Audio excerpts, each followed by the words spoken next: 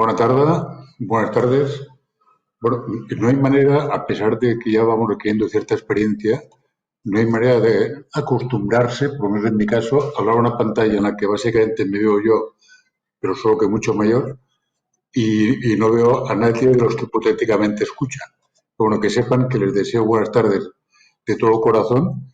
Aprovechando que hay una persona que se está conectando con un poco de demora, les voy a hacer notar que cuando les hablo he dicho buena tarde en catalán y buenas tardes en castellano, y que hay una diferencia de un 25% de letras entre un idioma y el otro, para que vayan tomando nota de que el catalán es un idioma más económico, a diferencia del vasco, que buenas tardes tiene igualmente 12 letras como en castellano. O sea, ahí no, señor ponente, ahí no ahorran ustedes nada. Bueno, perdonadme la pequeña broma, que era solo por hacer un poco de tiempo. Todo eso, lo virtual no reemplaza lo presencial. O sea, comentábamos antes con Daniel Arite, con Gema, con Sofía Vallés, qué ganas tenemos de poder tener la oportunidad de vernos cuando organizamos un acto de esta naturaleza, porque aunque lo que es el contenido intelectual del acto, de la ponencia, de Daniel en este caso, se mantiene íntegro, lo vamos a seguir con toda claridad y con toda atención, hay un componente de comunicación no verbal, de empatía, de proximidad, de calor, que no hay manera de transmitir a través de una pantalla estática. Entonces, bueno, algún día nos reveremos presencialmente y, entre tanto, hoy tenemos este acto que es la sexta sesión del ciclo que organizamos ya hace un tiempo con Fundación Cataluña Europa y que muy sabiamente titulamos Por un futuro intercultural. Perdónenme la broma de lo sabiamente, pero es que visto a posteriori resulta que el tema es todavía más interesante de lo que imaginábamos cuando concebimos el ciclo ya hace unos cuantos meses. Los acontecimientos de estos últimos meses creo que han puesto de manifiesto que vale la pena profundizar en el tema y que es un privilegio tener la posibilidad de profundizar en él de la mano, por ejemplo, de Daniel Inarritu en el día de hoy. Yo termino solo diciendo que además de el placer de imaginar que los veré algún día presencialmente, hoy tengo un placer más próximo, que es el de las tres personas que van a intervenir virtualmente, pero que ustedes van a ver a continuación, tiene un común denominador desde mi punto de vista, que es que por las tres siento respeto intelectual y afecto personal. Entonces, qué suerte y qué privilegio poder compartir un acto con tres personas por las que mi actitud es profundamente esta. Y seguro que por muchos de ustedes que me escuchan puedo sentir cosas parecidas, pero como no los veo, bueno, espero que mi hijo me escuche, entonces puedo decir que también. Pero por lo demás, pues nada, encantado de saludarles y le paso la palabra a Josep María Vallés. Gracias. Buenas tardes, bona tarda.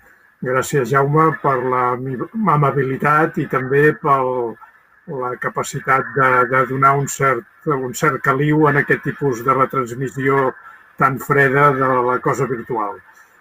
En nombre de la Fundación Cataluña Europa, quiero darles la bienvenida a esta nueva actividad. Para los que no la conocen, Fundación Cataluña Europa fue creada por Pasqual Maragall.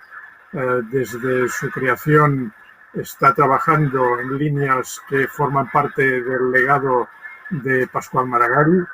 Una de estas líneas es la reflexión sobre las ciudades y dentro de esta reflexión el programa ReCity se está planteando la colaboración de la Fundación La Caixa y el Club de Roma, se está planteando los grandes retos que el mundo actual plantea a las comunidades urbanas.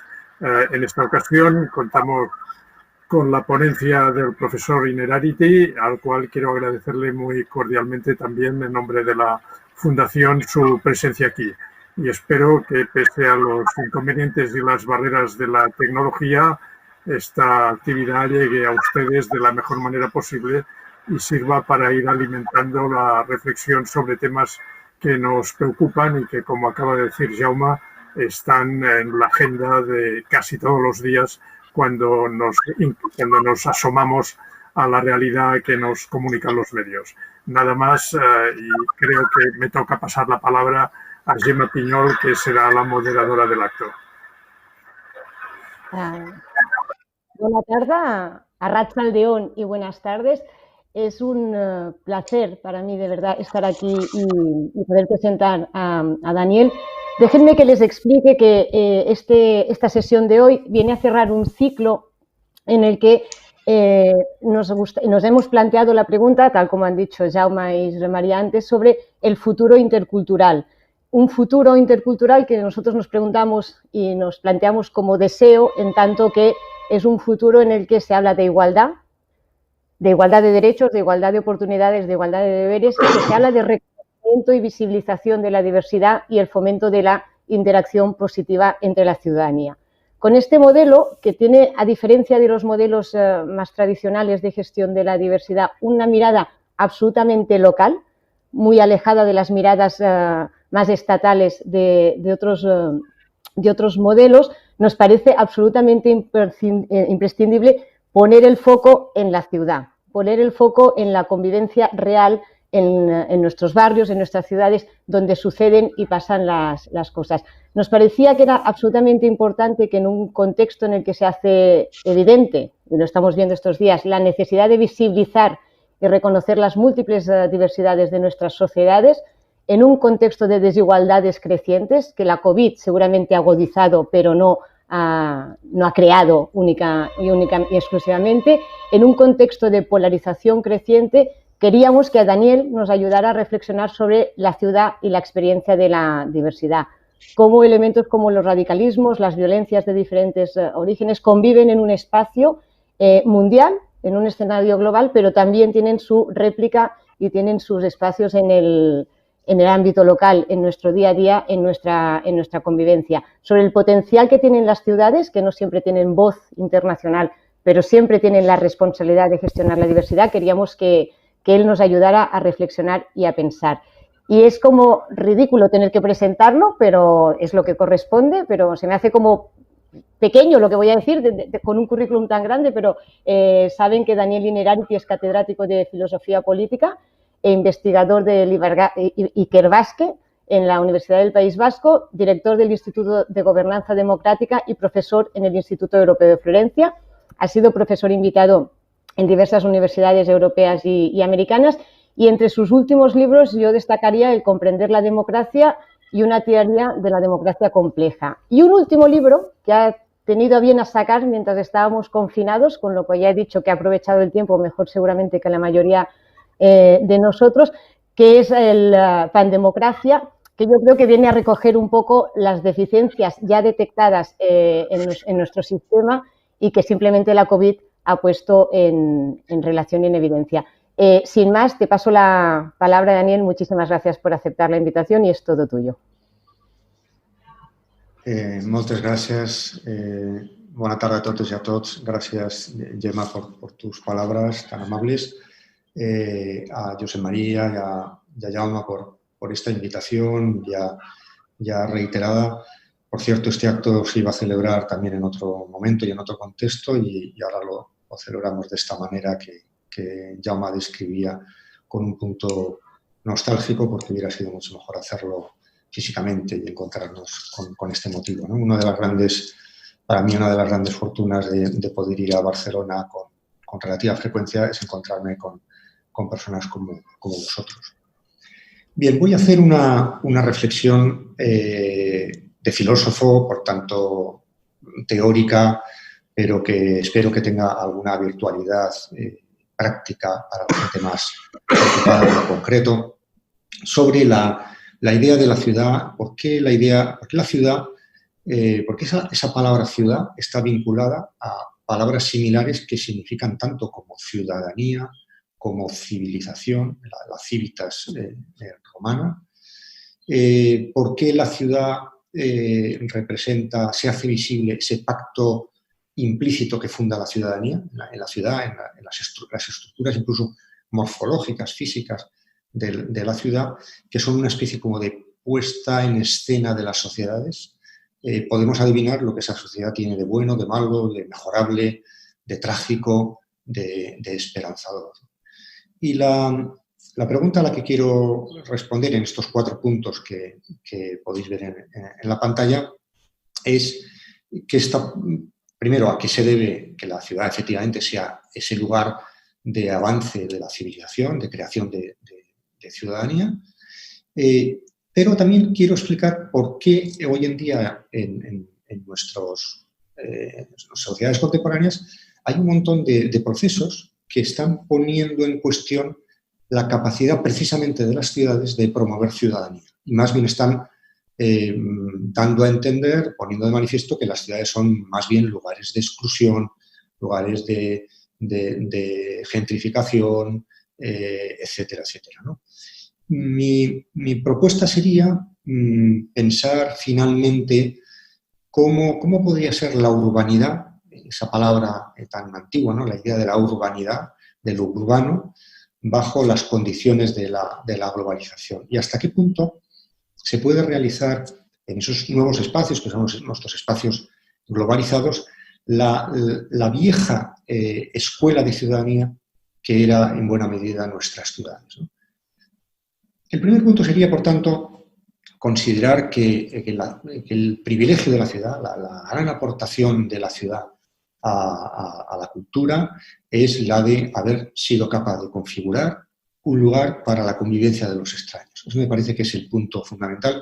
Lo voy a explicar con un cierto detalle porque luego lo otro nos saldrá relativamente más fácil, ¿no? Es decir, la ciudad es, por su propia configuración, un espacio para los extraños, el ámbito más apropiado para desarrollar una cultura de la diferencia, el lugar donde a lo largo del tiempo, de la historia de la humanidad, han sido capaces de convivir diferentes modos de vida, culturas, valores y concepciones del mundo.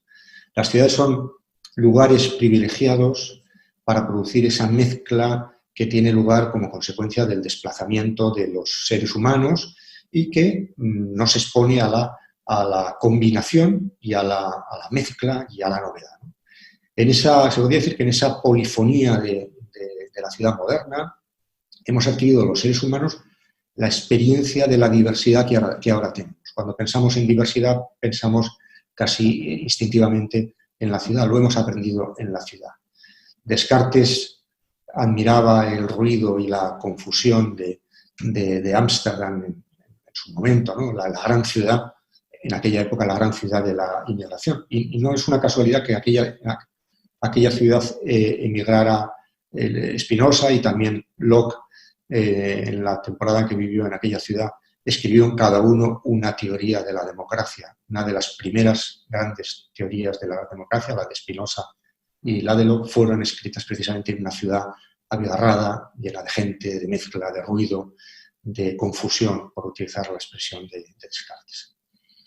¿En qué consiste esa extrañeza de los habitantes de la ciudad? ¿Y por qué en ella se produce esa heterogeneidad tan acusada? Sobre todo si lo comparamos con los pueblos, con el campo, ¿no? Fundamentalmente y de partida, esa capacidad está en función de su disposición espacial. La ciudad permite, o casi diría, constriñe a la mezcla, a la heterogeneidad, al ruido, a la confusión, precisamente por 3 características que tiene. Aparte de la heterogeneidad, tiene espesor y tiene un gran tamaño, ¿no? En una ciudad, todos los elementos, los habitantes, los edificios, las funciones, están en estrecha cercanía, están condenados, por así decirlo, a la tolerancia recíproca. Y de hecho, una gran ciudad es eso precisamente, una yuxtaposición inabarcable de pobres y ricos, jóvenes y viejos, nativos y foráneos, una composición intergeneracional, un espacio de gente que va creciendo continuamente en un perpetuo movimiento, ¿no? Y ahí los humanos hemos adquirido esa experiencia de la diversidad, de la variedad, frente a lo que Marx calificaba con ese tono suyo irónico, la idiotez de la vida en el campo, ¿no? Frente a la idiotez de la vida en el campo de la que hablaba Marx, lo que nos encontramos es unas ciudades, al final ahora estoy haciendo una descripción un poco idílica, luego vendrán las dificultades, como ya habréis podido adivinar, de una contraposición entre uno y otro, ¿no? Pensemos, por ejemplo, en la idea del vecindario. ¿Qué es el vecindario? El vecindario no es una construcción intencional. Nadie nos hemos construido el vecindario que nosotros queríamos, en teoría, al menos. Ahora luego veremos que hay algún movimiento que casi lo permite, ¿no? Pero en principio uno cae en un sitio, se encuentra con unos vecinos o vienen a vivir junto a uno ciertas personas. Es decir, es el resultado azaroso de la elección de muchas personas. Y los vecinos no compartimos una herencia común, no tenemos unos mismos valores ni una misma identidad. De alguna manera, a título de anécdota, la ciudad es un lugar en el cual lo sorprendente es encontrarse con alguien conocido. Sobre todo en una gran ciudad uno no se va topando por la calle con gente conocida. Más bien eso ocurre en los pueblos, donde yo que vivo en un pueblo muy pequeño, evidentemente conozco a todos los vecinos y evidentemente cuando vas por el pueblo vas saludando a todos, sabes perfectamente quién es quién, desde casi todos los puntos de vista. En el pueblo lo que es extraño es encontrarse con alguien extraño. Y entonces uno se vuelve y dice, ¿quién es este?, ¿no? En la ciudad lo extraño es encontrarse con alguien conocido. Y entonces cuando uno ha bajado por la Rambla de Cataluña y se ha encontrado con 3 personas a las que conocía en todo el recorrido, uno puede decir, esto cada día parece más un pueblo, ¿no? En ese sentido, ¿no? Es decir, lo que en un sitio es sorprendente, en otros sitios lo habitual, ¿no? El prototipo del ciudadano, del habitante de la ciudad, es el extraño, el extranjero. La ciudad es un conjunto de desconocidos, de gente que no se conoce, no se tiene por qué conocer, y además eso no le resulta especialmente molesto o nada molesto, ¿no? Es más, donde el encuentro con los extraños se convierte en una rutina, ¿no? De hecho, la ciudad, precisamente por estas características, ha sido siempre una promesa utópica de emancipación económica y política, el lugar propio de las virtudes cívicas. Desde el punto de vista civilizador, la ciudad era la promesa de un lugar a resguardo frente a una naturaleza amenazante, una naturaleza peligrosa, el frío, la nieve o el desierto, ¿no? Desde el punto de vista político, era un espacio de autogobierno, de seres libres, ¿no? Desde el punto de vista social, a pesar de todas las tensiones y conflictos que también han estado presentes en la vida de las ciudades, la ciudad era un lugar de integración. Y desde un punto de vista cultural, las ciudades eran el lugar en el cual los individuos nos podíamos librar de las coacciones del clan familiar o de los controles sociales de las comunidades locales. Y muchos tendremos la experiencia de cómo el haber ido de un pueblo a una ciudad ha sido también un lugar, un espacio de emancipación desde muchísimos puntos de vista, precisamente por esa ausencia de control y por esa relativa indiferencia con la que somos recibidos en un espacio con una tal densidad de población. Aquí se ha configurado la idea de independencia, de independencia frente a la tiranía de la tribu, frente al control del vecindario, frente a la estrechez de la supervivencia. Uno de los grandes documentos, a mi juicio, de la filosofía o de la sociología de la ciudad es un pequeño librito, un pequeño artículo más bien de Simmel, de un sociólogo alemán. En 1903 escribe el libro La gran ciudad y la vida cultural, que tenía delante al Berlín de ese principio de siglo. Y en una época en la cual casi todos sus contemporáneos que hacían teoría de la ciudad, filosofía de la ciudad, en general, frente a ellos, que más bien rodeaban la ciudad de un tono pesimista, Simmel dirige una mirada más bien elogiosa hacia la ciudad moderna desde este punto de vista. Y además lo explica de una manera muy curiosa, muy sutil, como era Simmel. ¿Qué dice? El gran mensaje de Simmel es en la ciudad los encuentros entre las personas son más bien impersonales y funcionales. Impersonales en el sentido de que no vamos preguntando a todo el mundo su religión, su cultura, su lengua, su identidad. No nos importa su identidad sexual, no nos importa sus opiniones políticas, simplemente nos saludamos como en el ascensor, ¿no? de un gran edificio, ¿no? Y por otro lado, la relación que tenemos con los demás en una ciudad es funcional. Es decir, yo me relaciono con mi panadero y lo conozco en tanto que panadero, pero del resto no me interesa nada más, ¿no? A diferencia de lo que ocurre en el pueblo, en el cual uno conoce a todos y no los conoce simplemente en la función que se establece en términos de comercio, sino que la conoce también como conciudadano, sabe de su ideología política, sabe de sus relaciones familiares, sabe de su carácter, sabe un montón de cosas, ¿no? Bueno, el hecho de que las relaciones en la ciudad hayan sido más bien interpersonales y funcionales, es precisamente lo que explica su capacidad de integración respecto de los foráneos. Porque para integrarse en una ciudad no hace falta conocer a la totalidad de la persona. Nadie es admitido en una ciudad porque es aceptado en todas sus dimensiones. Simplemente es aceptado como panadero o como lo que sea. Seguramente si habéis tenido alguna experiencia de ir a un pueblo, ahora con el desconfinamiento, a lo mejor algunos han vuelto al pueblo del que venían o donde veranean, etc. En el pueblo hay un control respecto de todos los aspectos de la propia personalidad. No hay una simple relación funcional entre las personas impersonal, ¿no? Hay otro clásico de la sociología urbana posterior, Hans Paul Barth, también otro alemán, que decía lo propio de la ciudad es la polaridad entre lo público y lo privado, frente a la indistinción de ambos espacios que caracteriza la vida rural, ¿no? En la ciudad se inventa realmente por primera vez en la historia, podríamos decirlo con esa radicalidad, lo privado como un ámbito diferente de lo público, frente a un espacio rural donde realmente no hay ni público ni privado, lo que hay es una amalgama, una mezcla de lo que hay es el cotilleo vecinal, lo que hay es el control, el que todo el mundo sabe todo, el que no se puede hacer nada sin que aquello se sepa, ¿no? El anonimato, en cambio, de las grandes ciudades abre a los sujetos la posibilidad, por ejemplo, de mantener ciertas dimensiones de su personalidad en un ámbito secreto o simplemente discreto.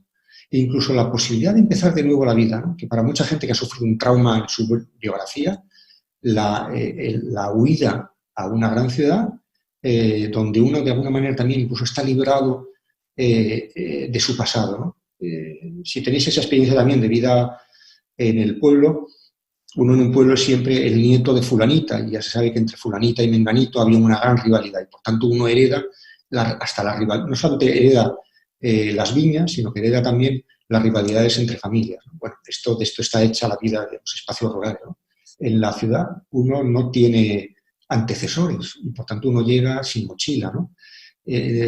Acontece que cualquiera de nosotros lo puede aducir muchos ejemplos de estos. Comienza en la vida urbana una verdadera vida privada. Simmel dice que en el origen de esa posibilidad lo que hay es una urbanidad, unas normas de urbanidad, un modo de comportarse que Simmel lo define como un preservativo de la vida espiritual, traduzco literalmente, un preservativo de la vida espiritual frente a la violencia de la gran ciudad. Es decir, la ciudad nos arroja continuamente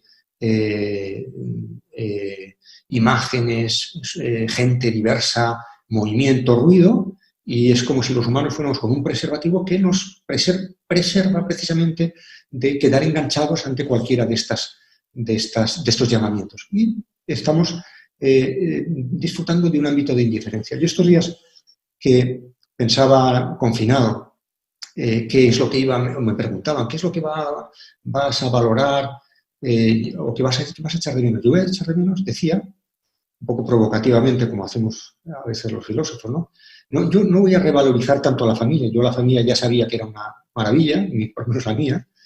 Lo que voy a echar de menos es ese paseo por la ciudad rodeado de gente a la que uno no tiene que saludar. Esa especie de indiferencia grata que a uno no le obliga a parar continuamente saludando a uno y a otro en una ciudad, ¿no?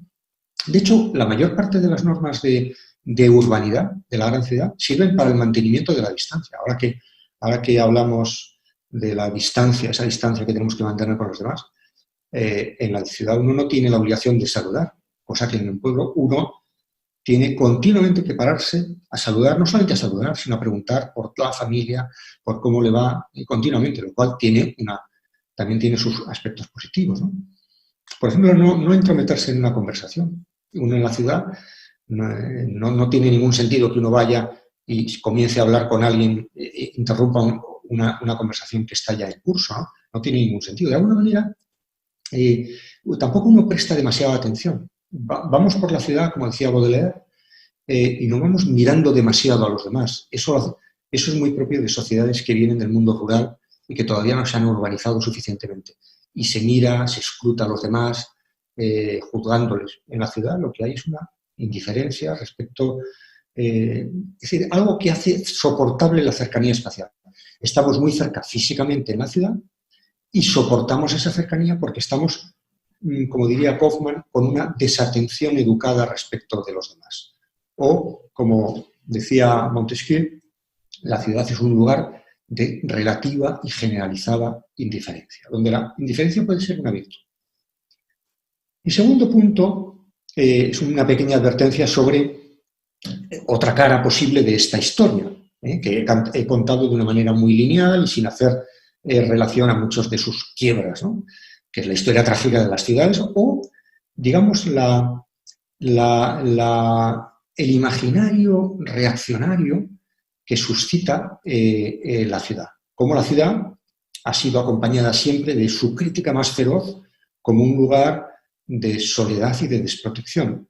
En sentido también, una crítica que viene, por así decirlo, de la derecha, pero también de la izquierda, ¿no? Hay una crítica a la ciudad conservadora, incluso reaccionaria, en la que me voy a fijar ahora un poco más porque creo que ilustra muy bien esto que he dicho, y hay una crítica también progresista, social, integradora a esa misma ciudad, ¿no? Es decir, en uno y otros lo que hay es un discurso hacia la ciudad como un espacio de corrupción, como un espacio artificial, por contraposición a un campo que en el caso de los conservadores sería erigido como el lugar de la pureza natural y de las buenas costumbres. Bueno, esta oposición ha funcionado y funciona todavía hoy en muchos lugares del mundo. El caso americano me parece especialmente significativo y seguramente ahora que estamos en un año electoral en Estados Unidos, seguramente en una cierta medida vamos a asistir a una confrontación de esos dos mundos. Ahora, por supuesto, ya con todas las hibridaciones y todas las mezclas de ejes, porque esto ya no es el Midwest contra las ciudades poderosas de las costas americanas, pero en cierta medida sí, ¿no? Jefferson, uno de los primeros presidentes de los Estados Unidos, defendía precisamente esa idea del ciudadano como el propietario del campo, como el agricultor. Y de hecho, toda la política fiscal de Jefferson, a pesar de que había vivido muchos años en Francia y a pesar de que hizo de Washington una especie de réplica de Francia, en el fondo privilegiaba a los agricultores frente a los comerciantes. Los comerciantes eran el sinónimo de la hibridación, de la confusión, de todo aquello que él personalmente más bien detestaba, ¿no? Con el objeto, fijaos que es una cosa además que ahora mismo en medio de la reconstrucción de la pandemia va a tener también una gran importancia en nuestros debates, con el objeto de asegurar una cierta autosuficiencia del país. El agricultor es el que proporciona la continuidad de los valores y la autosuficiencia de la nación, ¿no? De hecho, la política respecto de Jefferson respecto de los indios lo que procuraba era convertir a los aborígenes en granjeros y hacer así de ellos unos buenos americanos, porque en el fondo el buen americano es el granjero, ¿no? Boston, la ciudad de Boston, fue concebida por sus dos fundadores, Winthrop y Mather, como una antítesis de Londres. Cuando en 1730 hay todo ese movimiento del gran despertar, el Great Awakening, ese movimiento se erige contra la decadencia de las ciudades, ¿no? Y hay un miedo conservador hacia la ciudad que se hace visible en diversos momentos de la historia norteamericana y de la historia en general de la humanidad, como un rechazo hacia el otro, el emigrante, el que viene de fuera, ya sean los bebedores irlandeses que echaron a perder, por cierto, la moral puritana de Boston a principios del 18, o los negros, los puertorriqueños, católicos y judíos, que según Nixon apestaban la ciudad de Nueva York, y para la que se preguntaba, y esto es una ironía de la historia, si no le habría llegado la hora de la destrucción, ¿no? Es decir, la ciudad, en este mundo de la derecha reaccionaria, representaba lo extraño, lo mixto, lo amenazante, lo incontrolable. Y si a esto unimos el hecho de que los grandes centros comerciales del mundo, como pueden ser Nueva York, Londres, Tokio, Frankfurt, en el fondo son realidades extraterritoriales, son realidades que no tienen ninguna referencia a un territorio y menos a un territorio agrícola, pues ya tenemos compuesto el puzzle del imaginario de una radical contraposición. Paso al tercer punto, las transformaciones urbanas. Bueno, todo esto es la teoría, esto es la historia, pero las ciudades están sometidas a un proceso de transformación muy radical que altera esa ciudad en la que pensaba siempre. Fundamentalmente en tres de sus elementos morfológicos más relevantes, que son la centralidad, la idea de que existe un centro, una relación entre centro y periferia. No hay ciudad moderna sin un centro determinable y fijo donde está la catedral, el ayuntamiento, la policía y el mercado, ¿no? No hay ciudad si no hay una clara contraposición entre ella y el campo, a veces bajo la forma, a lo largo de mucho tiempo de nuestra historia, de murallas, ciudades amuralladas. Se rompe la muralla, pero se sigue manteniendo más o menos esto. Y, por tanto, en lo que hay en la ciudad clásica, moderna, contemporánea, hay una contraposición clara entre ella misma y el exterior. Y el tercer elemento es la mezcla funcional y social, es decir, una justaposición de viviendas, negocios, instituciones políticas, educativas, religiosas, todo en el mismo espacio, que es un espacio, por cierto, bastante limitado. Sobre todo, muy limitado, mientras pervive esa ciudad, que es hasta que, sobre todo a principios del siglo XX, se empiezan a romper las murallas, ¿no? A partir de ese momento, estas tres ideas, centralidad, contraposición, ciudad, campo y mezcla funcional y social, empiezan a temblar. Estas tres dimensiones estaban muy asociadas, pero estas tres dimensiones, desde un proceso relativamente reciente, comienzan a modificarse. Pensemos, por ejemplo, en la idea inicial del centro. El centro, ¿qué es hoy en día el centro de la ciudad?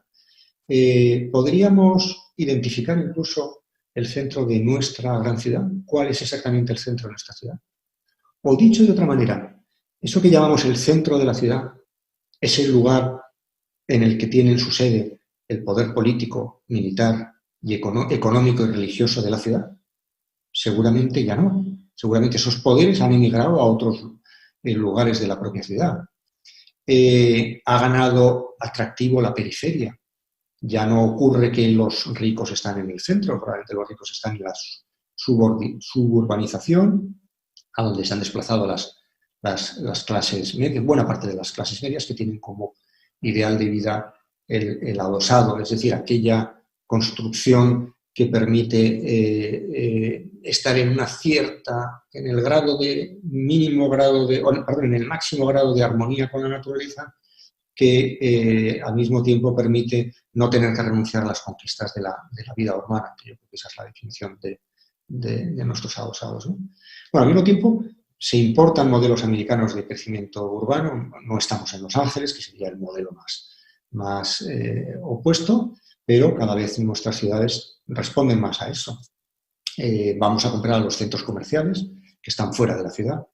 Vamos a estudiar a las universidades, que buena parte de ellas se pusieron en los años 60, 70 fuera de la ciudad. Los que viváis en Barcelona, pensar el caso de la Autónoma, como fue también de la Autónoma de Madrid o de la Universidad del País Vasco, en la que yo trabajo, en muchos sitios, ¿no? Es decir, pensemos en estos shopping malls en los cuales uno tiene la sensación de estar en el centro de la ciudad. Incluso algunos de ellos son simulaciones de la ciudad donde mucha gente, como los americanos, también aquí en Europa, van a pasar el día y realizan todas aquellas actividades que a lo mejor hace 150 años se realizaban en los centros de la ciudad. Ocio, entretenimiento, comercio, lugar de relación, comida, bebida, etcétera, ¿no? Compras, ¿no? Hoy en día tenemos eso, tenemos polígonos industriales en el extrarradio, las industrias están en buena medida alejadas de la ciudad, tenemos distritos de negocios que a veces incluso están cerca de un aeropuerto, uno puede ir a Ámsterdam a tener un congreso y no salir del aeropuerto y volver tranquilamente al día siguiente a Barcelona, ¿no? Al mismo tiempo se ha perdido también la contraposición entre la ciudad y el campo, ¿no? Ya no tenemos esa contraposición, ¿no? Yo vivo en un pueblo, pero cerca de una ciudad y de alguna manera me resulta difícil decir que yo vivo en un pueblo. Me resulta un poco impostado porque es verdad que no he renunciado a ninguno de los beneficios de la vida urbana, ¿no? Pero desde luego, en estos momentos no hay esa contraposición clara y no hay unos lugares centrales en nuestras ciudades que representarían el centro de verdad real, ¿no? Pensemos, por ejemplo, ¿por qué han fracasado todos los intentos de rehabilitar el centro en el sentido radical de la palabra? Por supuesto que hacemos políticas de rehabilitación urbana de los centros de la ciudad, pero cuando rehabilitamos el centro de la ciudad no estamos rehabilitando el centro de la ciudad como era en el siglo XIX, sino un centro de la ciudad musealizado, de una ciudad tendencialmente reticular y, por tanto, que simbolizamos algunas de sus funciones aisladas, pero no podemos poner esas funciones en el centro de la ciudad, ¿no? Hoy en día los centros de la ciudad, que os voy a contar yo a vosotros, que buena parte de vosotros que me escucháis desde Barcelona, los centros históricos son una atracción turística, fundamentalmente una atracción turística, no son los lugares donde se concentra el poder. Aunque, por cierto, Barcelona me parece que mantiene por esa realidad del Ayuntamiento y la Generalitat en un mismo lugar, mantiene una cierta resistencia contra este proceso, ¿no? Pero bueno, seguramente muchos edificios de la Administración están en otros lugares, ¿no? Incluso pensemos cómo, a otro nivel, vivimos en sociedades descapitalizadas, es decir, sociedades en las cuales la vieja función de la capital ya no se cumple o se cumple de otra manera o se ha transmutado, ¿no? Y de hecho, quizá lo que mejor ejemplifica esto es que el intento de haber creado nuevas capitales ha fracasado o ha tenido que compartir esa capitalidad con otras cosas. Por ejemplo, estoy pensando en Bruselas, ¿no? Bruselas nunca será una capital en el sentido clásico como fue Roma o París o Berlín, ¿no? Por no poner el caso de Ottawa o de Washington o de otras capitales más modernas como Ankara, etc., ¿no? Es decir, que probablemente esto de que vivimos en sociedades reticulares tiene mucho que ver con la idea de que la configuración de centros hegemónicos, de centros vitales, de centros que simbolicen, expresen y concentren el poder es un anacronismo que no resulta compatible con nuestro estilo de vida, con la realidad de nuestro modo de vivir, etc. Desde el punto de vista del estilo de vida, hay otra transformación que me parece todavía más central y quizá más relevante a efectos de lo que ahora nos interesa, que es una tendencia en las ciudades contemporáneas a una fragmentación de acuerdo con criterios de homogeneidad. Es decir, a que haya unos procesos muy poderosos de segregación social y funcional. Esto en Barcelona lo conocéis mejor que yo, cómo se crean unidades homogéneas y diferenciadas sin relación entre sí, donde apenas se realiza esa vieja coexistencia de los diferentes, de los extraños y de los desconocidos.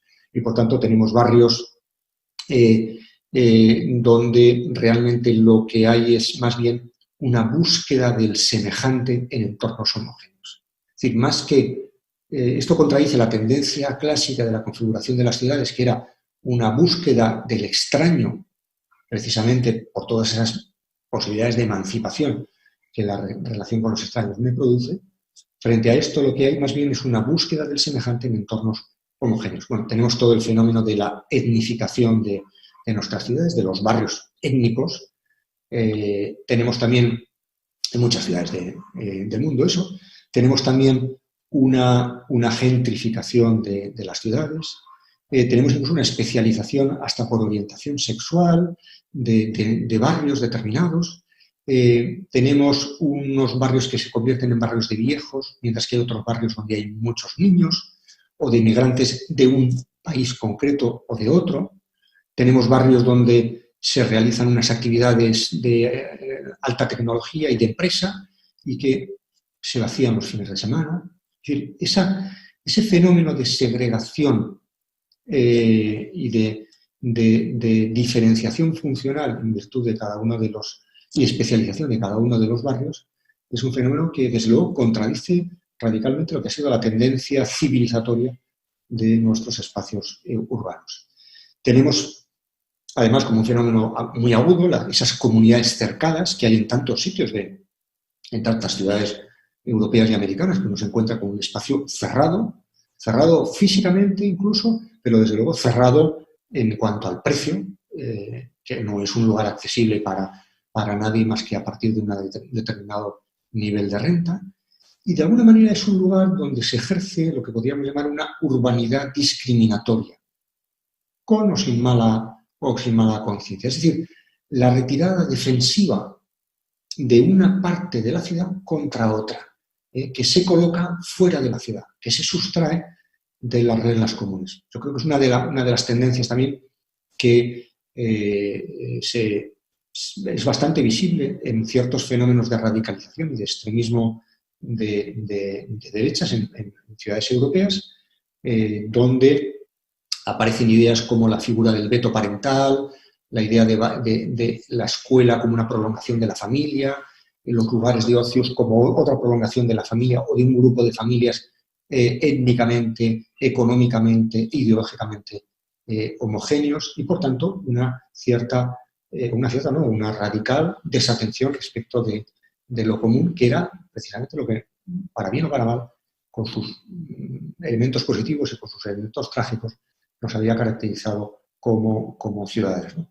Si la urbanidad ha significado algo, ha sido precisamente esa capacidad de convivir con los diferentes sin que esa diferencia sea percibida como algo amenazador. Cuando desaparece el espacio público en este sentido radical de la expresión que acabo yo de mantener, es cuando aparece al mismo tiempo esa idea, esa percepción de hostilidad. Yo no sabría decir muy bien qué es la causa y qué es el efecto, pero creo que estamos en ese círculo, ¿no? Como expresaba muy bien Bauman, no hay, o Andy Brown, ¿no? Erigir un muro es la mejor manera de no hacer nada frente a un fenómeno complejo, como puede ser el fenómeno de la seguridad o el fenómeno de la gestión de la frontera, y al mismo tiempo marcar un símbolo de hostilidad y, por tanto, de alguna manera incrementar esa relación potencialmente explosiva, ¿no? Termino en estos 5 minutos que me quedan con más bien una pregunta que una solución. ¿Cómo será la nueva urbanidad? Hay que tener en cuenta que no podemos repetir la ciudad clásica. No creo que esto tenga mucho sentido.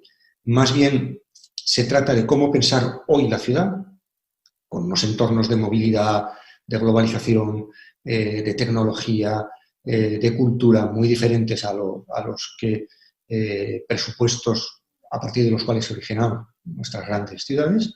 Cómo pensar la urbanidad en estas condiciones diferentes. Saber si el espacio público, entendido como un espacio de experiencia humana intersubjetiva, que es una experiencia sin la cual no hay democracia, saber si esa experiencia de la alteridad, si esa experiencia de la diferencia, necesita un tipo de espacio físico sobre el modelo griego, medieval, renacentista, burgués, o si esa antigua relación entre civilización y urbanidad se puede realizar fuera de los espacios clásicos de la ciudad europea. Bueno, aquí yo haría una advertencia, ¿no? Y es que conviene tener en cuenta que la ciudad tradicional no era una ciudad tan integrada como yo la he descrito ahora, o como la nostalgia nos puede hacer creer, ¿no? No hay que olvidar que la ciudad compacta del siglo XIX lo era, entre otras cosas, debido a su pobreza y a su escasa movilidad. Y ninguno de estos dos factores son factores con los que queramos construir la ciudad del futuro, ¿no? Pero seguramente hoy en día ya, de hecho, la construcción de la ciudad y la construcción de la idea de urbanidad ha de realizarse fuera de la tradicional contraposición entre la ciudad y el campo.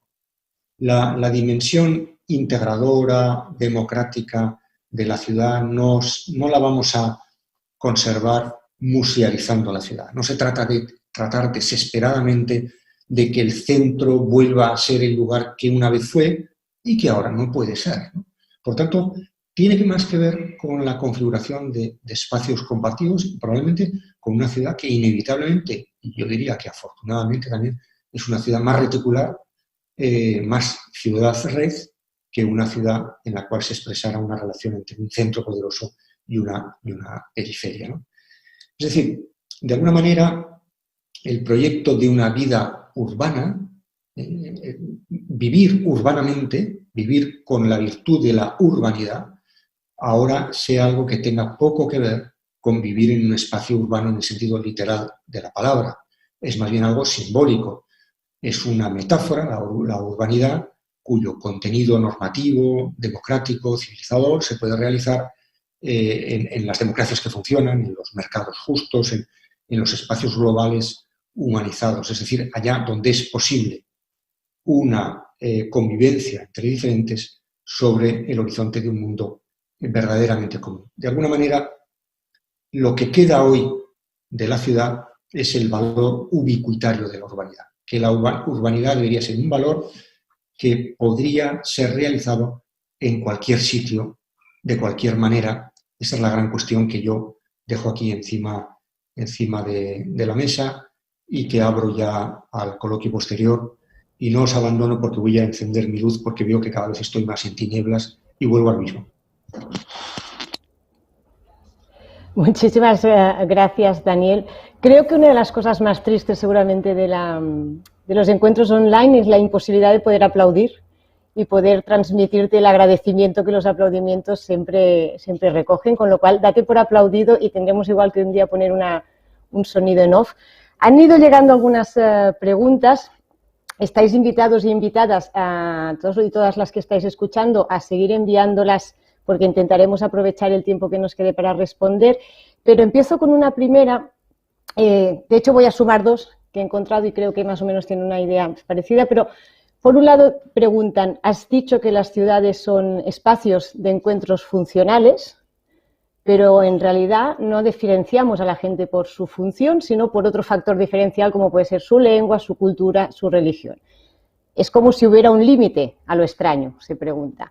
Y de hecho lo enlazo, para que tú ya lo desenlaces o lo cosas mejor, con otra pregunta que viene a decir que el fenómeno de la segregación o la especialización de barrios, por ejemplo, en algunas ciudades que has mencionado, que es muy del modelo anglosajón, en realidad ya es una rotura con el modelo más europeo de los últimos años, no del principio, porque seguramente, como aquí comentan, las ciudades italianas eran mucho más funcionales en su distribución de los territorios, ni que sea por negocios, muy parecido a lo que pueden ser hoy las ciudades asiáticas, pero en cambio, eso que lo superamos, ahora lo volvemos a comprar o tender a través del modelo anglosajón. Y era un poco la reflexión que te pedían estas dos preguntas, que espero haber trazado más o menos claramente. Muy bien, Gemma. Vamos a ver, respecto de la funcionalidad o de la relación funcional con el otro, en el fondo es una idea muy sencilla, ¿no? Es la idea, por supuesto que yo sé de los demás, acabo sabiendo muchas cosas, por ejemplo, de mi panadero. Yo he puesto el ejemplo del panadero, ¿no? De una gran ciudad. Yo, a cabo del tiempo, de mucha relación con esa persona, puedo trazar una relación que me permita incluso entender ciertas cosas de su personalidad. Pero, en principio, mi relación con él, en principio, podría limitarse a comprarle el pan. Yo no quiero saber nada de él. Eso es lo que me parece muy grandioso de la vida de la ciudad, ¿no? Que podemos establecer una relación y detenerla en un momento determinado, a partir del cual ya no queremos dar más información. Yo suelo decir un poco en broma que esa conversación de ascensor típica, que es el tiempo, es una conversación. ¿Por qué funciona tan bien? ¿O por qué ha funcionado tan bien? Ahora creo que ya no tanto. Ha funcionado tan bien porque era del tipo de comunicación que uno quiere mantener con alguien del que quiere solo ser vecino. No quiere ser ni amigo ni enemigo. Y, por tanto, no habla ni de religión ni de política, que serían tradicionalmente los típicos temas en los cuales enseguida aparecen los cuñados y aparece toda la confrontación, ¿no? Es decir, ¿qué tipo de conversación es apropiada para una relación que no queremos que pase de una relación puramente funcional? Bueno, en este caso una relación de vecindario, ¿no? Por cierto, ahora con esto de la pandemia se escribirán muchos libros de sociología y algunos sobre este tema porque se dice que hemos descubierto a los vecinos, ¿no? Bueno, yo como no tengo vecinos tenía un problema y es que salir a aplaudir para mí no significaba absolutamente nada porque nadie me iba a oír, ¿no? Y entonces lo que hice fue escribir un libro, pero que era mi homenaje a esas personas en vez de un aplauso, ¿no? Pero vuelvo a la conversación del ascensor. Yo digo, en broma en serio, que esa conversación ya no vale como instrumento de comunicación aséptica, neutral, que no da ninguna información, porque desde que hay cambio climático, el tema del clima y cómo uno valora el clima ya nos indica el tipo de persona que ideológicamente es, ¿no? Bueno, es una broma nada más, pero la idea me parece que sigue siendo válida. Es decir, hay relaciones con los demás, podemos mantener relaciones con los demás limitadas a una función, ¿eh? Si a partir de ahí queremos avanzar, pues ya está, ¿no? Respecto de lo segundo, si he entendido y recuerdo bien, he apuntado aquí, vamos a ver, yo estoy hablando efectivamente de modelos. Claro, cuando uno habla de modelos se deja fuera muchísimas cosas, ¿no? Hablar de modelos europeos pues es una generalización, porque el modelo anglosajón es muy distinto del modelo del sur de Europa. Incluso hablar de una contraposición entre modelo americano y modelo europeo ahora mismo ya casi no tiene sentido porque ha habido una mezcla también de estilos de vida, etcétera, ¿no? Ahora el tipo de movilidad que desarrollamos, ¿no? Pero me parece que con todos sus... Sí, no propongo esto más que como un modelo simbólico respecto del cual habría muchísimas excepciones, ¿no? Ya está, sí. Muchísimas gracias. Están preguntando un poco sobre el futuro de las ciudades, sobre la idea de que parece inexorable que vayan creciendo. Estamos hablando de que las estimaciones son que la mayoría de la población del mundo ya vive en ciudades y será cada vez mayor la distancia entre las personas que viven en ámbitos urbanos y en los ámbitos rurales. Y aquí hay un debate sobre el poder de las ciudades, es decir, ¿se construirán como poder propio ellas mismas con voz en el escenario internacional o no? Y a la vez, si esto digamos, se permite, o el modelo de crecimiento de una ciudad permite que la calidad democrática en la misma se mantenga o pueda afectarse y quedar debilitada. Sí. Bueno, no solamente cada vez va a haber más gente que viva en ciudades, como nos indican todos los estudios, sino que cada vez va a haber más gente que viva el modelo urbano, lo cual me parece que es más radical, ¿no? Y es a lo que yo quería apuntar al final. El fenómeno de urbanización del mundo no solamente tiene que ver con el crecimiento de las ciudades, sino que tiene que ver, a mi juicio, con el crecimiento del modo urbano de vivir, ¿no? Respecto del cual mucha gente que a lo mejor no contamos en las estadísticas como viviendo en una ciudad, de hecho, por nuestra conexión, por la digitalización, que en última instancia es un cierto tipo de urbanización y un cierto tipo de ciudad y un cierto tipo de relación con el espacio que de alguna manera viene a estar en continuidad, al mismo tiempo que quiebra la distinción radical entre lo urbano y lo rural con la historia de nuestras ciudades, ¿no? Respecto de lo segundo, claro que me parece evidente que las ciudades son un gran poder hoy en día. Y eso ya desde que Saskia Sassen lo estudió también al hablar de las ciudades globales. Las ciudades hace mucho tiempo que se relacionan con el resto del mundo sin pasar por la típica estructura jerárquica de los estados, ¿no? Y eso me parece que es un fenómeno interesante, por ejemplo, en Europa, en el cual Europa, que es un espacio de integración en el que, por cierto, a mí no me gusta mucho hablar de integración europea, porque cuando hablamos de integración europea ponemos como protagonista del proceso a los Estados-nación. Y los Estados-nación en estos momentos son los grandes mastodontes que tienen enormes dificultades por diversas características que igual aquí no son al caso, de realizar ese proceso de integración.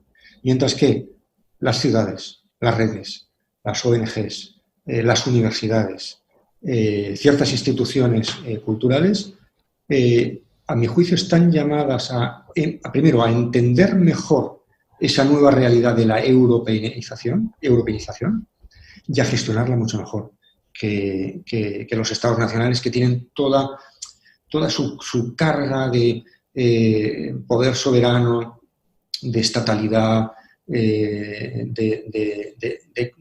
instrumentos de control y de burocracia, ¿no? ¿En qué sentido esto puede ser más o menos democrático? Bueno, yo creo que lo vamos a ver ahora en las elecciones americanas, en las cuales uno de los factores que está en juego aquí es precisamente este combate, ¿no? Es decir, la idea de que probablemente una de las cosas que está en contraposición, el antagonismo que se ha configurado en Estados Unidos, no el único, pero uno de los antagonismos que se ha configurado es el antagonismo entre el mundo más, no diré las ciudades y el campo, eso es muy, muy brutal, sino el mundo más urbanizado y el mundo más ruralizado, ¿no? O si se quiere, bueno, las ciudades que han dejado de ser del Midwest, que han dejado de ejercer esa función, y todo ese gran espacio del centro de los Estados Unidos, con las dos costas, donde hay de hecho una cultura urbana y una integración y una experiencia de la diversidad mucho mayor, ¿no? En las dos costas norteamericanas, la diversidad, también con su dimensión trágica, pero está mejor articulada que en ese centro. En fin, basta que uno salga de la ciudad de Washington y vaya a Virginia y empieza uno a encontrarse con ese mundo de los espacios de venta de armas, del mundo más conservador, más reacio a lo extraño, más blanco, más homogéneo, ¿no? Bueno, yo creo que esta es una de las batallas, no la única, pero es una de las batallas en la cual las ciudades tienen mucho que decir, ¿no? Y sin duda el que las ciudades norteamericanas en este momento sean capaces de movilizar a un electorado demócrata tiene mucho que ver con el futuro de la democracia, en este caso en Estados Unidos, pero también en el resto del mundo. Nos preguntan, bueno, te preguntan, vaya, ¿cómo, y además es un tema que tú has tratado en el tema del derecho a la vivienda, ¿quién está siendo expulsado de las ciudades? Que esto además viene a recoger otra pregunta que también se hace sobre las desigualdades y la inaccesibilidad que hay en las ciudades y cómo podemos reconducir este proceso. Es decir, y has planteado un entorno en el que la ciudad se construye como un futuro cada vez más creciente, que además genera y ofrece unas oportunidades que seguramente otros entornos no dan, pero no todo el mundo puede llegar y no todo el mundo es bien recibido. Y el tema de la vivienda claramente es un factor, pero hay muchas otras desigualdades que también sería tal vez interesante señalar. Bueno, yo estaba pensando en estas semanas de pandemia, esta idea que ha repetido mucha gente, ¿no? Pero no por eso deja de ser cierto, ¿no? De que nos hemos dado cuenta de que algunas desigualdades que ya conocíamos ahora mismo se han hecho especialmente ostentosas, ¿no? Bueno, una de las desigualdades más claras de estos días ha sido la desigualdad del domicilio. O sea, la idea de que, en el fondo, nuestros domicilios nos desigualan. Lo que nos iguala es aquello que tenemos en común, aquel cuello de botella por el que tenemos que pasar. Por ejemplo, la escuela. escuela, que también, bueno, tampoco es que todas ellas igualen de todas maneras, porque también hay poderosas fuerzas en el mundo de la educación también para mantener esa heterogeneidad, digamos, a resguardo, ¿no? y para producir una cierta segregación, ¿no? Pero con independencia de eso, al menos teóricamente, la escuela es un lugar público, es un lugar donde los niños y niñas tienen un contacto con los diferentes, donde gozan de la misma banda ancha, del mismo acceso a Internet, tienen el mismo pupitre. Y en cambio en las casas hay una enorme desigualdad. Hay casas grandes, pequeñas, con balcón, sin balcón, con Internet, sin Internet, hay brecha digital, hay padres y madres que no pueden teletrabajar y al mismo tiempo atender. Es decir, una de las experiencias muy posibles de este confinamiento y en virtud de lo que dure el desconfinamiento y la recuperación de la vitalidad económica, pues será mayor o menor, es que se va a producir un enorme retroceso en lo que se refiere a los difíciles procesos de consecución de la igualdad o de corrección de la desigualdad. ¿Quién es expulsado? Pues muchas personas, dependiendo de qué ciudad y dependiendo de qué barrio, ¿no? Es expulsado, evidentemente es expulsado aquel o vive una experiencia de la ciudad muy discriminatoria, aquel que no puede ir a vivir a un barrio o que tiene que irse de ese barrio porque los precios resultan insoportables. Muchos jóvenes que ya no pueden vivir en el barrio de sus padres porque no pueden comprarse ahí una vivienda y, por tanto, la política de vivienda es fundamental en esta tarea. Pero también la gente que vive alejada de los lugares de trabajo, que no necesariamente tienen que ser el centro urbano, no necesariamente, porque también hay otros lugares de trabajo, pero aquellos lugares en los cuales estamos obligados a un gran desplazamiento, ese desplazamiento es una forma también de discriminación, ¿no? O pensemos en el ejemplo que yo también estos días he tenido muy, muy presente, me ha llamado mucho la atención, ¿no? Claro, la gente, aquellas personas, se han contagiado muchas personas en lugares, en los metros, en lugares de transporte público. Aquellas personas que no podían permitirse o bien el teletrabajo, por tanto, estar en su casa, o bien desplazarse con un vehículo particular, porque eso implica unos costes también de diverso tipo, ¿no? Y por consiguiente, quien tenía que ir al lugar de trabajo en un medio público se ha visto especialmente discriminado, en este caso concreto, en lo que se refiere a su salud. Precisamente, recogiendo un poco también ahora lo que contabas sobre las segregaciones, las discriminaciones, nos preguntan cómo se generan los radicalismos en las ciudades. ¿Son fruto de la segregación o en realidad son otra consecuencia con otra forma? Y sobre todo te piden, aunque si esto lo quieres reservar para el final porque hay un paquete de preguntas, cómo sería el modelo ideal, pues igual esto lo puedes dejar para el final, pero ¿cómo se podría implantar alguna medida o algún tipo de filosofía conceptual sobre el urbanismo para reducir esta segregación en los barrios? Bien, ¿cómo se producen los radicalismos? Yo creo que es una cuestión muy delicada, muy profunda como para despacharlo ahora en un par de frases. Además yo creo que requiere también un análisis sociológico, empírico, que yo no conozco, no estoy en condiciones de dar una respuesta a esto, ¿no? Yo más bien diría que hay una circularidad, en la causa de esto hay una circularidad, es decir, hay un proceso en virtud del cual hay gente que tiene miedo y gente que produce miedo. Hay una pérdida de confianza en el otro de una manera creciente. Yo creo que uno de los grandes problemas de la sociedad contemporánea es que ciertas instituciones que promovían una confianza desde la ciencia, el periodismo, las iglesias, los partidos, han perdido esa capacidad. Y hoy en día estamos viviendo en sociedades en las cuales nadie se fía de nadie. Hay una profunda desconfianza entre los actores políticos, entre sí, y de la gente respecto de los actores, de los representantes políticos. De hecho, hablamos de desafección, desconfianza, etcétera, o crítica radical a la vida política, pero también hay una desconfianza de la clase política o de nuestros representantes respecto del pueblo, al que en cuyas manos no nos atrevemos a dejar ciertas cosas serias, ¿no? Porque parece que va a cometer graves errores, ¿no? Pero el nivel de desconfianza es muy, muy amplio, ¿no? En ese contexto, aparecen una serie de factores que se retroalimentan mutuamente. Yo me he referido antes al tema de la gentrificación de las ciudades. Bueno, si vamos a ciudades donde hay entornos cada vez más segmentados según edad, ¿qué es lo que vamos a tener inevitablemente? Percepciones del riesgo muy diferentes. Las personas mayores tienen una sensación de riesgo muchísimo mayor que las personas jóvenes.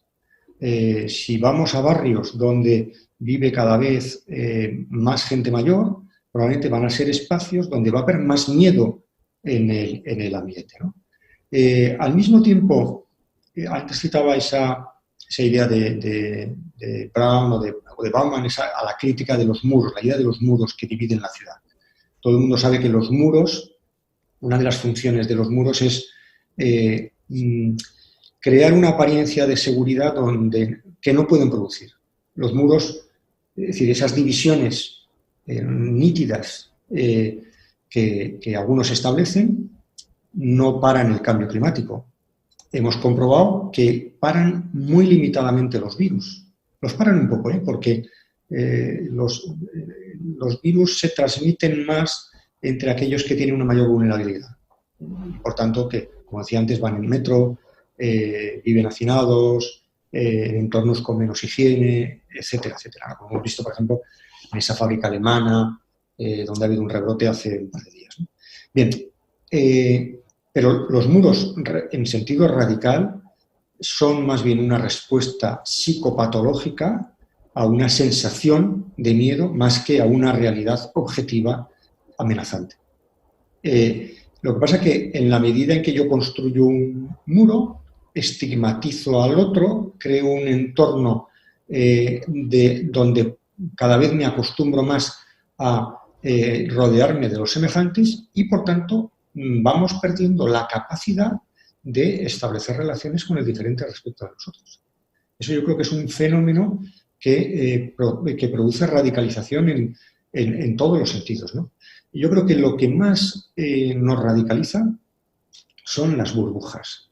Es la construcción de vecindarios, en sentido urbano, pero también en sentido mental, de personas similares a nosotros.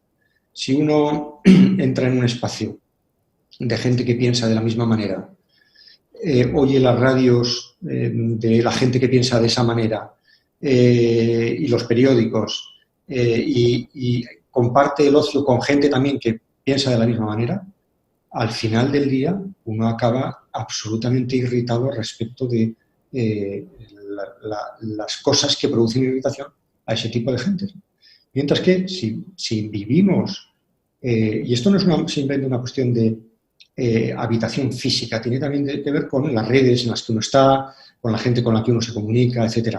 Si vivimos en espacios de heterogeneidad, donde uno recibe diversos mensajes, donde uno descubre que hay gente que le tiene miedo a que el mundo se le caiga, a que el cielo se le caiga sobre la cabeza, como Axteris, ¿no? Y otro le tiene miedo a perder el puesto de trabajo, cosa que a un funcionario no le preocupa especialmente, por ejemplo. Si uno vive en un espacio en el cual recibe mensajes diversos, a uno no le ratifican en lo que ya es, hay contraste, eso crea democracia de manera inevitable, casi inevitable. Mientras que si vamos a segregación, a especialización, diferenciación, funcionalización, a no permitir ningún tipo de heterogeneidad en nuestro entorno, eso desdemocratiza, eso lleva a la radicalización, con los diversos tipos de radicalización que puede producir nuestra sociedad contemporánea. Me parece muy interesante porque justo una de las cosas que siempre se señala y ponemos en énfasis sobre el modelo intercultural es esta lógica de la interacción positiva y el romper espacios en los que conozcas solo a los que son parecidos a ti, entiéndase eso como se quiere entender. Pero alargando un poco lo que estás diciendo, hay una pregunta que nos plantea también esta sensación de que hasta qué punto en los entornos de las ciudades, toda esta dinámica de las redes, de televisiones cerradas, de los circuitos, de los logaritmos y tal, pueden influir precisamente en esto, porque una de las cosas, y el MIT creo que hizo un estudio bastante interesante sobre cómo se mueve la gente, qué comportamientos tiene, si son los que, o sea, hasta podían hacer como correlaciones entre tanto las cosas como concretas de usos de consumos como hasta comportamientos de participación en actividades y movimientos sociales y todo, es decir, casi una esfera de tu ideología. Entonces, todos estos espacios, todos estos elementos, toda esta parte, que además sé que te interesa el tema de inteligencia artificial, de algoritmos, de datos y tal, ¿hasta qué punto pueden ayudar a romper o precisamente a crear estos espacios aún más grandes de segregación? Son fenómenos ambiguos en el sentido de que pueden producir lo uno y lo otro. Pensemos, por ejemplo, cómo Internet fue saludado como el gran invento democratizador, ¿no? Internet, pensábamos hace 20 años, nos va a poner en relación con los diferentes, nos va a enriquecer nuestra visión del mundo, va a horizontalizar la sociedad, va a permitir que cualquiera tenga una voz. Esa era un poco la utopía inicial de Internet. Con eso se estaba detrás de las primaveras árabes, estaba detrás de todos los movimientos de democracia directa, de los movimientos del activismo hacker, etc., ¿no? En estos momentos lo que estamos comprobando es que probablemente aquello era una ilusión óptica y era una parte de la realidad. Y la otra parte de la realidad es no ya tanto, bueno, diversos fenómenos que son más bien lo contrario, ¿no? No ya solo que ahora mismo nos parece que lo que hay detrás de Internet son rusos tratando de que votemos mal, de manipular nuestras elecciones, ¿no? Cuanto más rusos, mejor, ¿no? Sino también espacios en los que uno puede construirse un entorno de homogeneidad, ¿no? Aquel famoso Daily Me, ¿no? Uno puede elaborarse un monocultivo, una dieta informativa demasiado homogénea, demasiado coherente, redundante, en la cual uno se priva completamente del contraste y de la visión de otros puntos de vista, ¿no?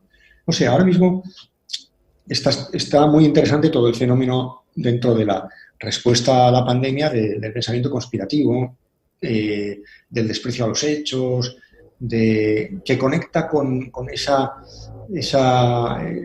mundo telúrico de la desconfianza respecto de la ciencia y respecto de las vacunas, etc. Yo creo que se está produciendo un fenómeno muy interesante que habrá que analizar con un poco más de detalle, que es precisamente el fenómeno de la configuración de espacios de redundancia.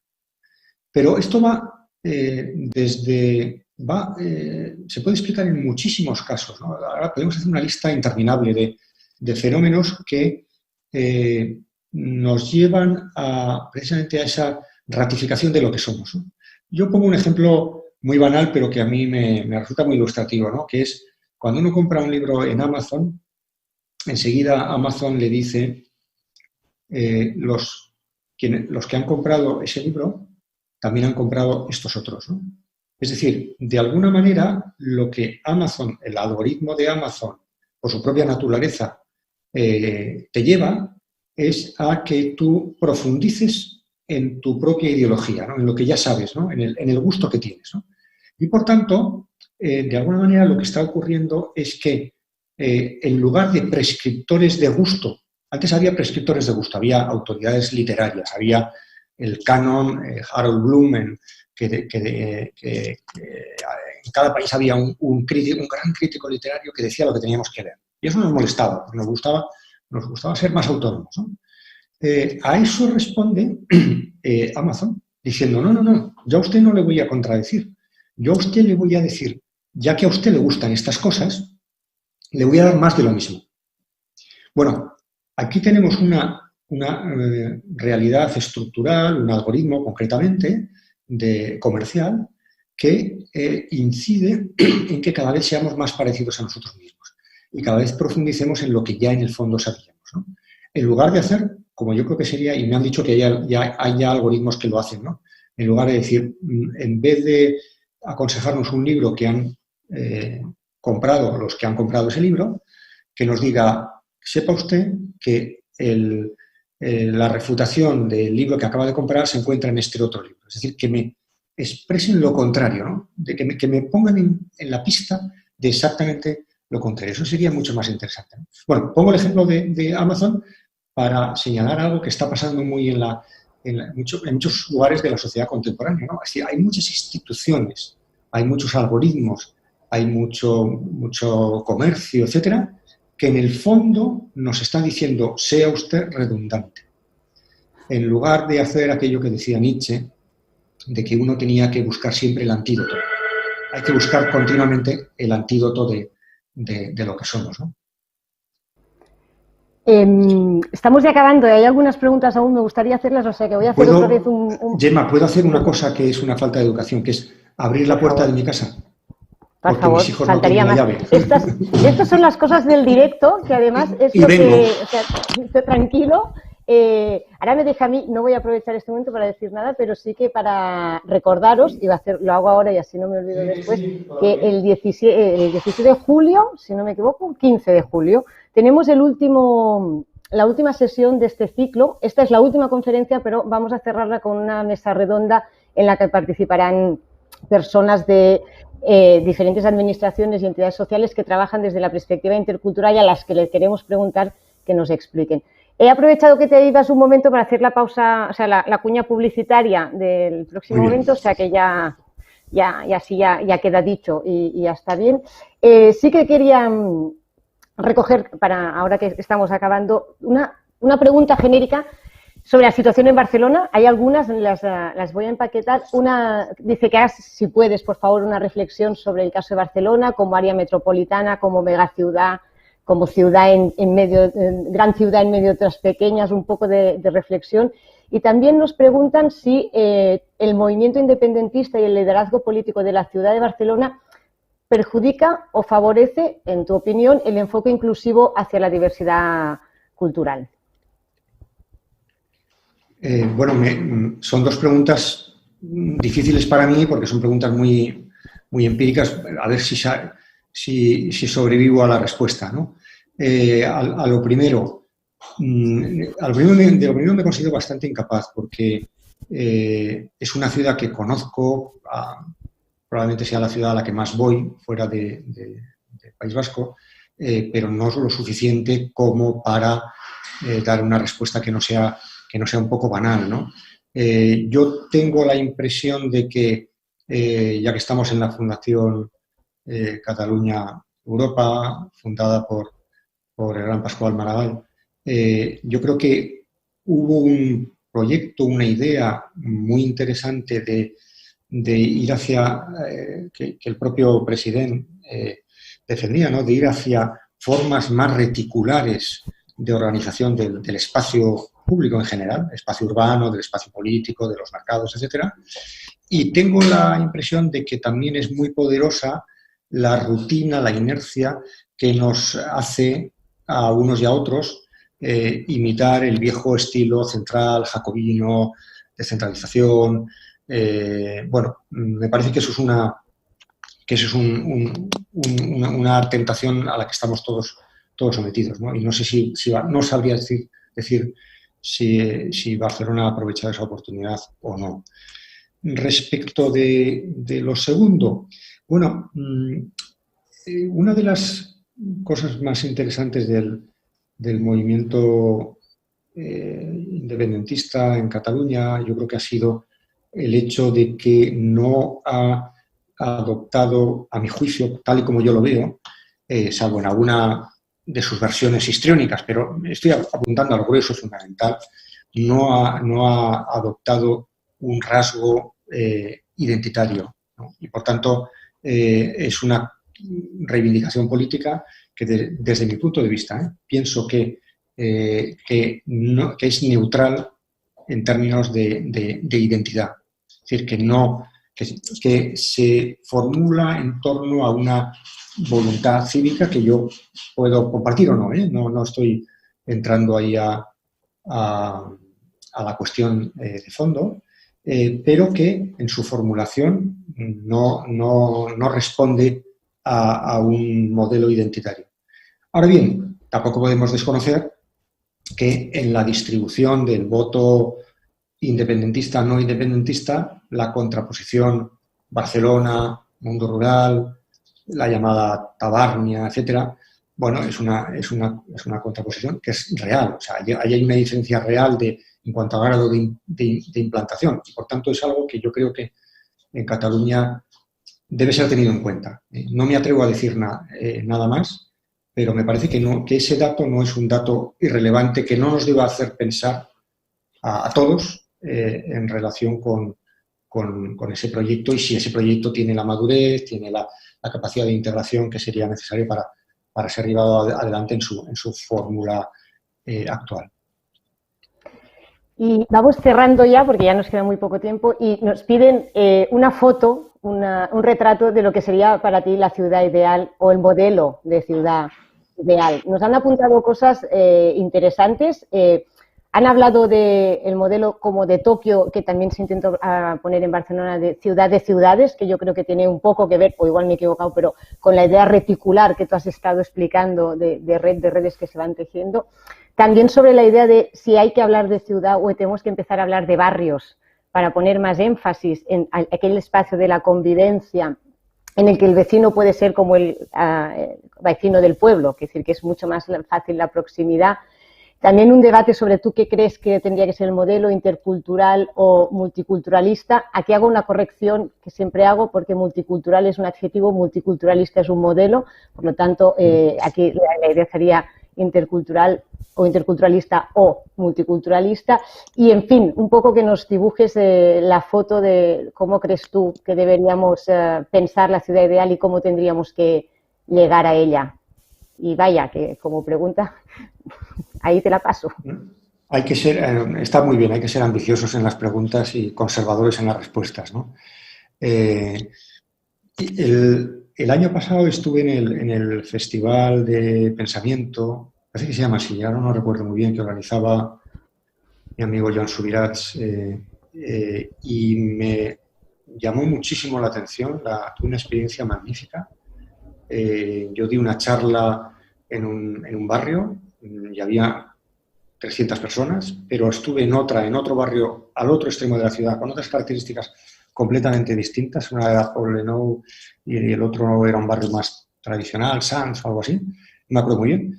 Y había un montón de gente también en la calle. Entonces, yo creo que ese festival puso de manifiesto, espero ir este año a ver si puedo, ¿no?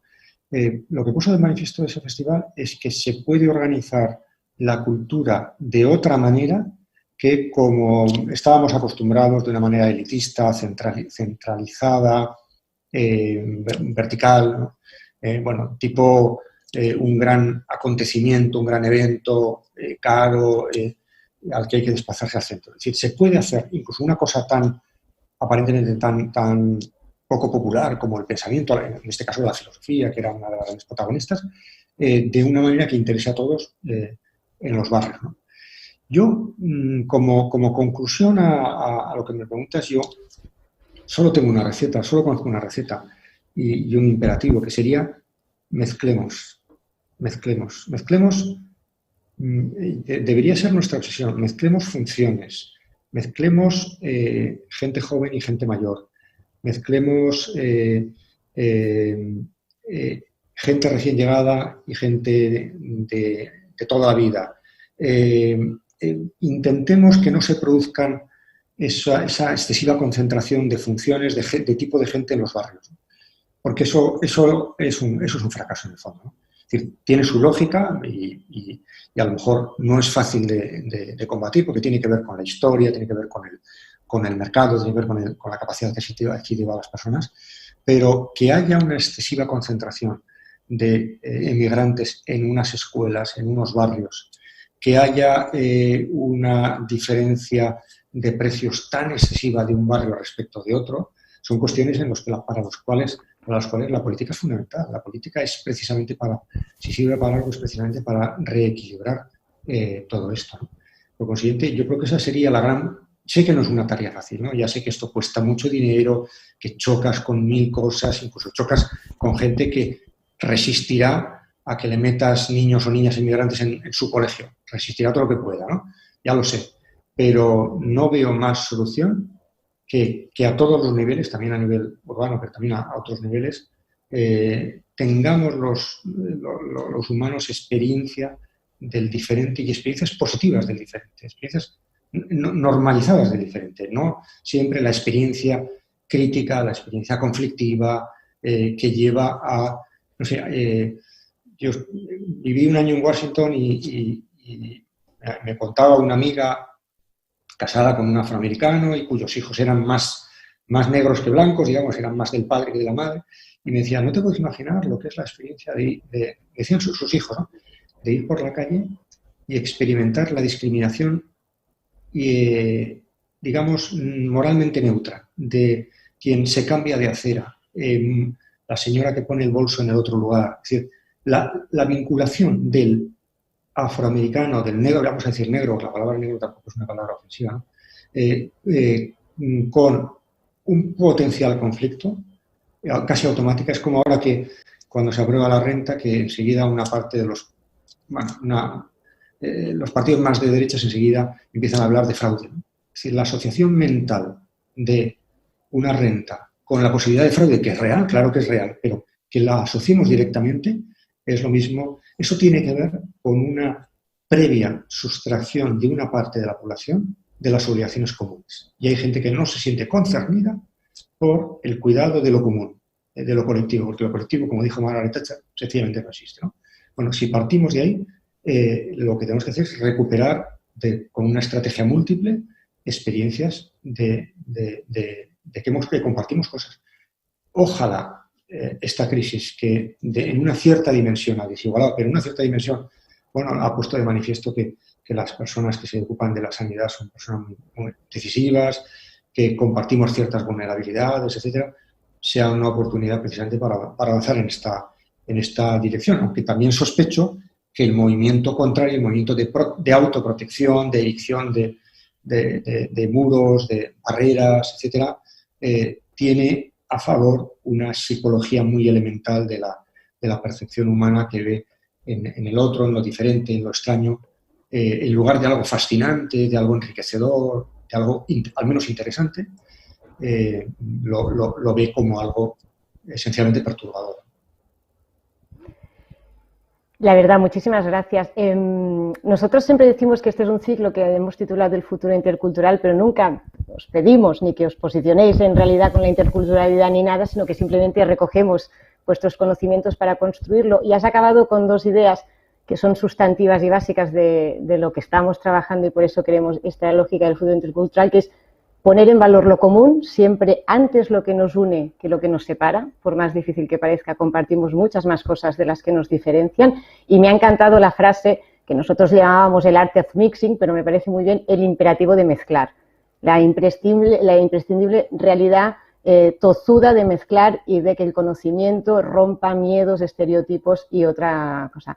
Yo creo que ha sido una charla fantástica.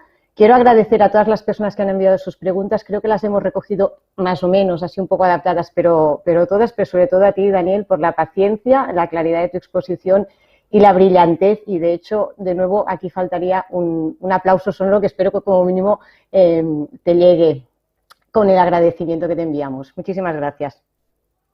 Muchas gracias, Emma. Es que ricasco.